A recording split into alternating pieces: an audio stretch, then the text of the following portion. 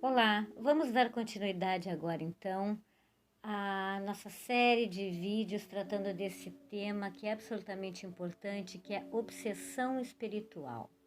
E hoje nós vamos falar sobre os tipos da obsessão espiritual. Mas primeiro eu vou te pedir que curta esse vídeo, que compartilhe, que te inscreva no canal, para que outras pessoas possam ter acesso também quando tu compartilha, né? A gente compartilhar aquilo que é bom pra gente, compartilhar com os outros, tá? Isso faz parte, né? Te agradeço desde já. Vamos dar então sequência a esses estudos, que a proposta é que seja direto, né? Sem enrolação, né, gente? Vamos direto ao ponto, que é o que todo mundo quer saber. Vamos começar conversando um pouquinho sobre a obsessão simples. Este tipo de obsessão é muito frequente e muitas vezes ela não é percebida nem pelo obsediado, nem por aqueles que convivem com essa pessoa que está obsediada. A obsessão simples é inicialmente muito sutil, porque na maioria das vezes ela parte de uma simples perturbação espiritual que se mantém criando laços energéticos entre um e outro. Este tipo de obsessão ela é absolutamente comum, porque parte dessa vibração negativa do encarnado que se demora, digamos assim, demais nesse estado de consciência, se demora demais num estado de tristeza, de não cuidado, de baixa estima, né? As pessoas muitas vezes, embora percebam que não estão bem, não fazem nada ou fazem muito pouco para mudar uma situação mental. E aí vai se começando o grande problema da perturbação espiritual e depois de uma obsessão. Como já foi dito no vídeo 1, né? Se tu ainda não assistiu, eu aconselho que tu vá lá, assista esse vídeo, para que tu possa ir entendendo gradativamente como é que vai se dando esse processo da obsessão. Então, ali vai ver que o encarnado, ele fornece o combustível, ele fornece o alimento para que o espírito obsedie. Se o encarnado é alguém melancólico, irritadiço, explosivo, se ele traz consigo esses traços de personalidade, quando ele começa a sofrer a influência de um espírito, ele passa a ter isso potencializado. Ele começa a ter, por exemplo, surtos de irritação, ele briga com facilidade. Em outros momentos, ele se fecha em si mesmo, não querendo interagir com ninguém, com nenhuma pessoa, com colegas de trabalho, com familiares, só se isolando. Enfim, se o encarnado ele é alguém que por si só é de difícil convivência, quando ele passa a sofrer a influência de um desencarnado, é muito provável que tais comportamentos, mesmo intensificados, eles sejam tidos como normal da personalidade daquela pessoa. Por isso a dificuldade de se perceber. Porque aí vem aquela velha frase que é dita: ah, mas ele é assim mesmo, isso é dele mesmo, esse aí não vai mudar, né? Tá no período de crise, deixa ele para lá. É isso que se ouve, porque já está tão acostumado com aquela pessoa que já é assim, que quando começa a se potencializar isso, não é atribuído à influência de nada, mas daquela pessoa mesmo. E sendo que na realidade, além de se traços da personalidade dele, também é a personalidade, muitas vezes, de um desencarnado atuando de forma conjunta com ele. Por isso que a obsessão ela acaba sendo uma troca. Um vai fornecer para o outro a energia enfermiça que o alimenta, né? Quando o obsediado ele dorme, ele encontra-se com os seus afins, né, no outro plano, sejam encarnados ou desencarnados. Por quê? Porque quando nós dormimos, nós nos desdobramos, né? Fazemos o processo de desdobramento. Então, o nosso corpo astral, que vai para outra dimensão, fica totalmente na outra dimensão, ligado por um cordão de prata ao nosso corpo físico, que é um cordão energético. Este corpo astral, ele está completamente junto com aqueles que estão na outra dimensão. Então, nós encontramos pessoas que estão dormindo naquele momento também, encontramos os desencarnados que estão lá, e nós vamos para os locais da nossa própria vibração. né? Então, quando esse encarnado ele desperta, ele traz a mente conturbada, sente cansaço físico, psíquico, incômodo, às vezes uma tristeza profunda e começa a ter dificuldades para cumprir os seus compromissos. Na obsessão simples, ocorre a ideia fixa em alguma coisa que conduz ao intercâmbio com espíritos afins. E surge então desse intercâmbio os estados de insegurança pessoal, as desconfianças, os medos, os entraves na área profissional, na área econômica, os problemas de relacionamento, as pequenas enfermidades que começam a acontecer, aquela desconfiança, aquela medo que vem chegando repentino de perder as coisas, de perder os relacionamentos, de perder o emprego, aquela angústia, aquela raiva, aquela irritação começa a aflorar cada vez mais. E aí, nesse momento, que a obsessão começa a ficar mais aparente, as atitudes inusitadas começam a aparecer, o comportamento ambivalente, que se traduzindo em equilíbrio e distonia, depressão e excitação. Aí as pessoas dizem, é bipolar, né? Mas todo bipolar, gente, tem geralmente um espírito que o acompanha potencializando isso. Então, na obsessão simples, o obsessor, ele incomoda o indivíduo, mas ainda não domina esse indivíduo mentalmente. O obsessor sugere, ele induz, mas ainda não toma conta, digamos assim. Ele se instala e fica um pouco além de uma simples perturbação e um pouco aquém de uma outra fase ou de classificação das obsessões que a gente vai falar agora, que é a fascinação. Aqui na fascinação espiritual, a resposta da questão 459 do Livro dos Espíritos começa a ficar mais perceptível. Nos dizem os espíritos superiores, a influência é maior do que supomos, porque muito frequentemente são eles que nos dirigem.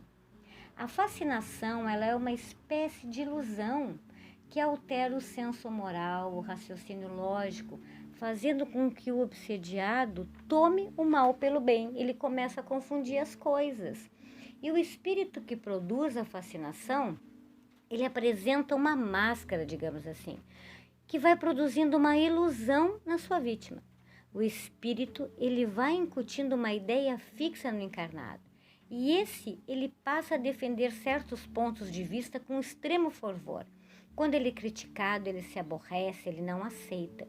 Então, às vezes, aquelas pessoas que ficam fascinadas por política, ficam fascinadas por candidatos, ficam fascinadas por religião, ficam fascinadas por qualquer coisa que é o extremo, elas podem ter ali, sim, um espírito que os dirige, que os acompanha e que os fascina. Só que quando alguém vai dizer alguma coisa, essas pessoas não aceitam, elas ficam bravas, elas se afastam, elas rompem relacionamentos, E a fascinação é algo que ocorre muito comumente com médiuns que são desavisados, que seguem ferrenhamente, por exemplo, comunicações, mensagens dos espíritos, acreditando que são amigos espirituais, esclarecidíssimos, que são amigos superiores, e ficam tão fascinados por esses espíritos que qualquer pessoa que questione essas comunicações são invasoras, são intrusas. E esses espíritos, muitas vezes, investem na sua vítima essa sensação de que os outros é que estão obsediados, sendo que são eles os médiuns que são fascinados. A fascinação, ela é uma ilusão criada diretamente pelo espírito no pensamento da vítima, que paralisa o senso crítico, paralisa a lógica da pessoa.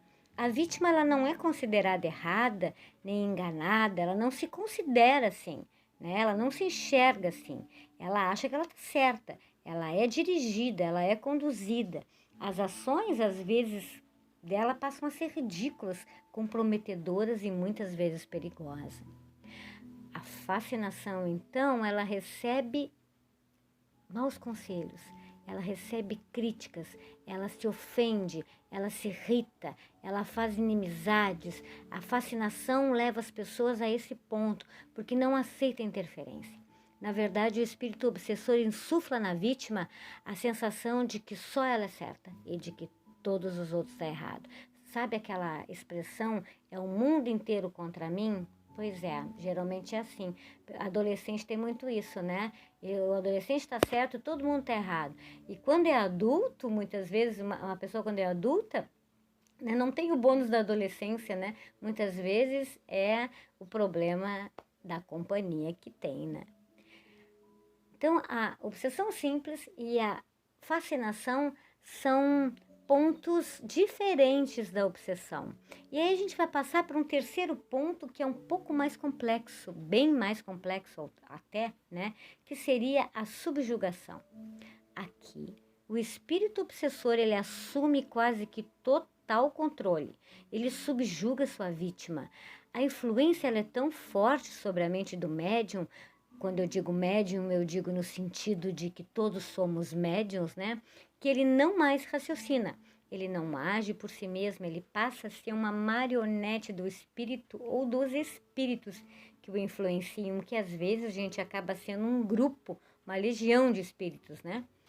Aqui na subjugação existe total complexidade, pois se trata de espíritos que possuem um profundo ódio por suas vítimas, fazendo tudo para levá-las para o fundo do poço. Estes espíritos se utilizam de diversas estratégias para alcançar os seus objetivos. Eles levam as vítimas a um processos enfermiços sérios, porque eles comandam a mente dessa vítima e sugam, através dos chakras delas, as energias, transformando-as em materiais vivos, transformando isso em matéria viva para eles. Na subjugação, a vítima, ela passa quase a não ter mais vontade própria. Ora ela tem lucidez, daqui a pouco ela já quase não tem mais. E o obsessor aproveita para estimular as fraquezas que essa pessoa tem, usando muitas vezes espíritos doentes que ele acopla no campo áurico da vítima. Um espírito obsessor captura um outro espírito que seja sofredor e que esteja, vamos dizer, quase que em frangalhos e acopla naquela vítima, levando a processos enfermiços mentais do corpo físico, doença mesmo. Olha a seriedade da coisa, leva a uma profunda incapacidade de reação. Então, sendo assim, quando chega esse ponto, a vítima precisa ser auxiliada por terceiros, porque ela mesma ela não consegue reagir de jeito nenhum, né? Os seus momentos de lucidez se tornam cada vez mais escassos. E aí aquelas pessoas que convivem com esse obsediado devem perceber a diferença, né? Vão perceber a diferença e aí tá na hora de ter mãos de ferro e dizer, não, peraí, só um pouquinho, não vamos deixar isso assim, né? Porque isso é algo muito sério. Os espíritos superiores não ajudam, Rosane? Ajudam, claro que ajudam, sim, sempre. Porém, como a vibração desse obsediado se encontra numa frequência muito baixa, os amigos espirituais nem sempre conseguem o acesso. Não são poucas as vezes que durante o sono das vítimas, esses amigos espirituais se fazem presentes horas antes no quarto, juntos, esperando, né, o desacoplamento do corpo perispiritual, para que eles possam estar ali impedindo os obsessores de se aproximar. E assim tentando elevar o padrão vibratório dessa pessoa que está obsediada. Porém, nem sempre eles têm sucesso, porque ao retornar para o corpo físico, que está ligado à matéria, novamente, né, se entrega ao pessimismo, a pessoa se entrega a recalques, a medos, a cobranças, né, a baixa autoestima, a uma série de sentimentos que acabam nublando a sua consciência. Por isso é o cuidado necessário nos primeiros sintomas da obsessão, de perturbação lá no inicinho, né? Não deixar isso crescer, prestar atenção nos primeiros sintomas, porque é ali que a gente corta o mal pela raiz, né? Ali a gente apaga aquela brasinha que vai fazer com que aquela fogueira se acenda num primeiro ventinho e queime toda a floresta, gente. Então, o cuidado, a oração, a reforma íntima são os preventivos de qualquer obsessão. O Evangelho no Lar, que nós vamos fazer um vídeo sobre ensinando como fazer direitinho o Evangelho no Lar, né? O Evangelho no Lar uma vez por semana vai proteger a tua casa, proteger a tua família, vai te proteger também, né? Vai te dar uma saúde emocional e espiritual e do corpo físico também, porque a espiritualidade superior vai estar ali naquele dia, naquele horário. A meditação, o passe magnético, o reiki, ou seja, a oração, são muitas coisas possíveis da gente fazer. O banho de ervas, né? Os mantras, tem tanta coisa que nos protege para que a gente não entre nesse círculo vicioso da obsessão. Então, pensamento firme, elevado sempre, confiança na espiritualidade, confiança em Deus. Isso é o maior escudo contra o mal. Eu vou ficando por aqui, agradeço para vocês terem estado comigo até aqui, né, até esse momento final.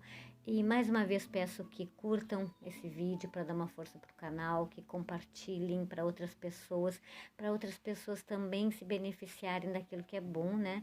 Se a gente tem essa informação, vamos tentar passar para os outros também, de uma forma direta e reta, tá? Pessoal, muito obrigada. Fiquem com Deus. Namastê.